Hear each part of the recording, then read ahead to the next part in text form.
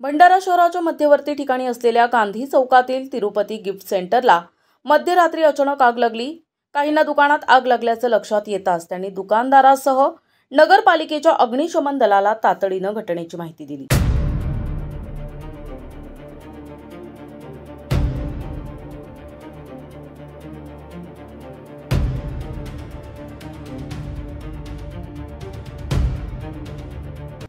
आगीवर वेळीच नियंत्रण मिळविण्यात यश आल्यानं लगतची दुकानं या आगीच्या विळख्यातून वाचली।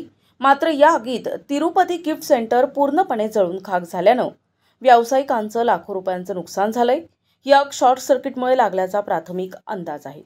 अग्निशमन दलाच्या जवानांनी तत्परता दाखविल्यानं आणि नागरिकांनी वेळीच माहिती दिल्यानं आगीचा फैलाव इतर दुकानांपर्यंत होण्यापासून रोखण्यात यश आलंय, ज्यामुळे परिसरात होणारी संभाव्य दुर्घटना टळली।